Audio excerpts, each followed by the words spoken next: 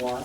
Also, all agendas for standing committees are available online at the city's website the Tuesday afternoon of every second and fourth Tuesday of each month. The standing committees meet the second and fourth week of each month, and the full city council meets the first and third Thursday of each month.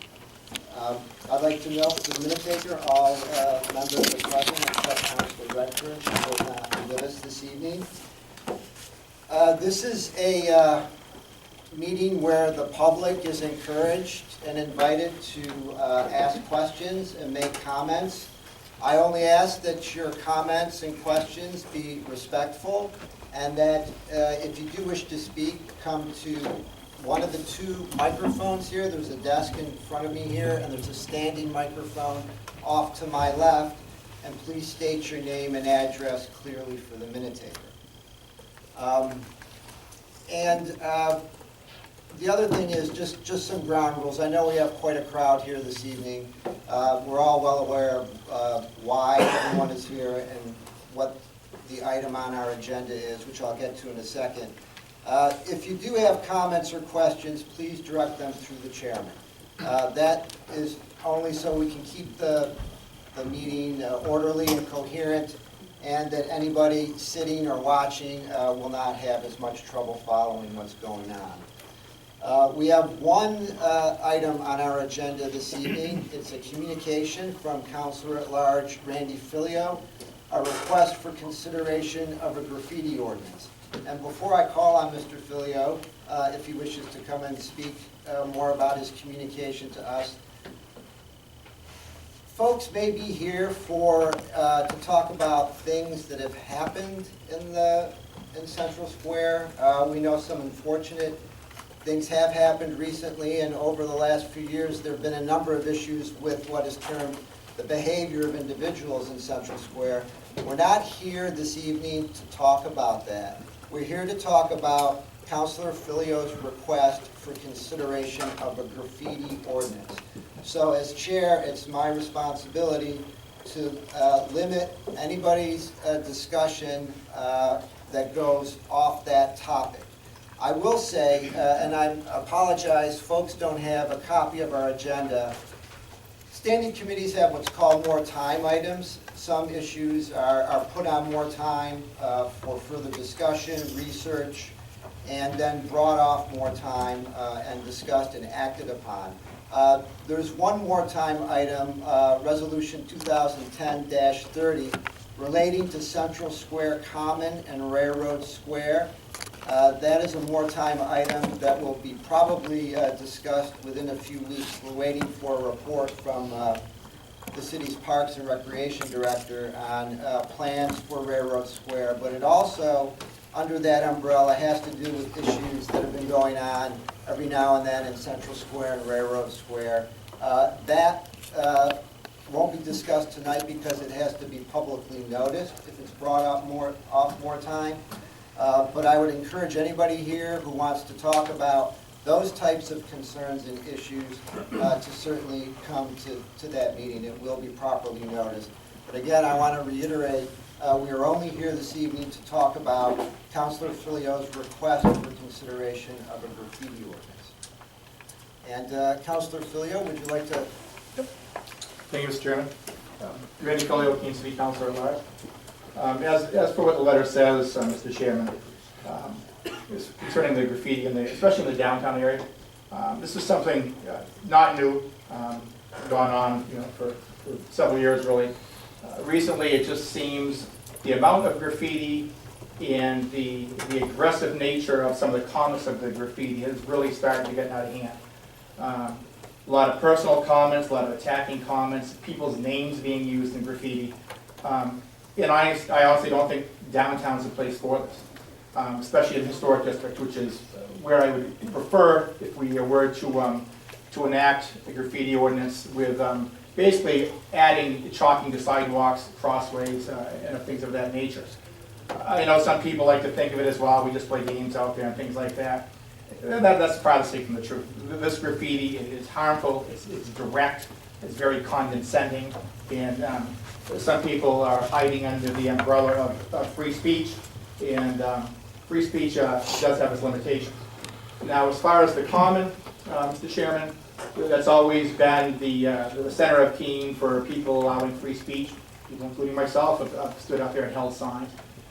But even with the ordinance of signs, which does allow free speech, even with that comes restrictions. You know, as you know, signs cannot be mounted to any particular tree or monument or anything downtown. They cannot be put on the ground and left there. If somebody wants to exercise their free speech on the common or anywhere downtown, you hold the sign, you show the sign, you leave with your sign. You do not, put it on trees, you do not put it on the ground. The problem I have now with the graffiti that's going on there, that's exactly what's going on. But we're not just talking about vote for this person or I love this person. We are talking about some very harmful words that's left behind, especially in the historic district. Now, as you know, many of you, on this council voted to put the downtown area into a historic district for the reason of the history of it, the businesses in it, and the people that we try to pull into downtown Keene. What is going on now with a lot of this graffiti going on? It's done in front of merchants. It's done in front of individuals. This does nothing to help draw business into downtown Keene. As a matter of fact, it's a deterrent. The downtown area, especially the common, was designed for everybody to go in without intimidation. That is out the window right now, in my opinion, from what I've seen when I spend a lot of time downtown. So once again, with the free speech part, it does not hold back in free speech. You're still allowed to go there and hold your signs and whatever opinion that you want. You like chalking, get out some chalk and write on a sign, I like chalk. Hold it up, follow the ordinance, take it home. Simple. And all one has to do, Mr. Chairman, is look around it, just not around the country, just in New Hampshire. And I'm not going to pick on any particular city, but there's a bunch of them in New Hampshire that their downtowns have gone. And the reason for that is they didn't pay attention to little details. When you don't pay attention to the little details, you're not going to pay attention to the big details. And the next thing you find yourself is a downtown with empty storefronts, just people just hanging out, nothing being spent, an economy down the tubes. You don't have to go too far from Keene to find that. Once the downtown's gone, it's hard to bring back. On a larger scale, let me give you an example of how things can get brought back or how difficult it is.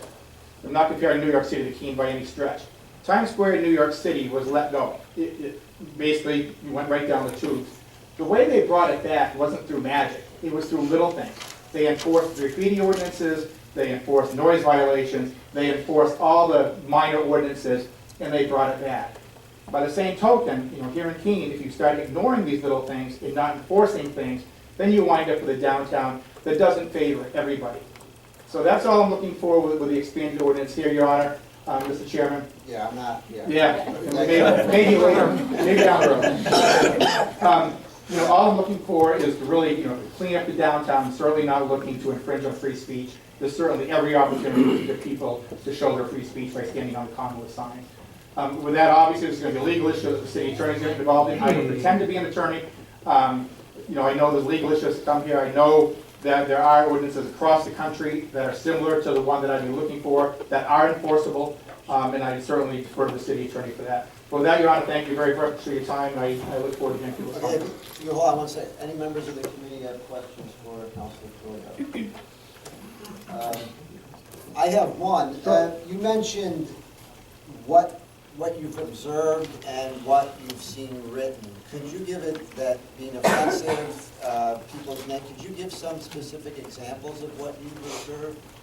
Yeah, I'm not going to use people's names, but people's names that have basically gone over and tried to clean up the common. I guess some people that were doing some of the graffiti took it offensively, that they didn't like it cleaned up. So their next chalking episodes were using people's names personally. And it's more than once. This isn't just an isolated example. That it was in front of businesses, it was in the common, it was in front of City Hall. And I observed them. And yeah, they get washed away, but the point is they get written again, and it is offensive. There's no place for it. Thank you. Are there any members of the public that wish to ask questions or speak about the proposed graffiti ordinance? I see your hand up. I'll call on you. If I understand, so you have a cane. You'll be second and you'll be third.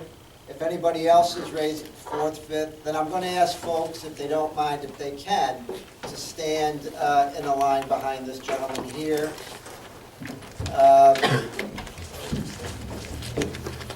And you will be third, sir. You can come right up to the chair. Okay, so I'll trust folks can respect each other's place in line. Great. Okay. Sir? David Crawford, Marlboro Street. I just want to say, don't do this, please. There's no need for this ordinance.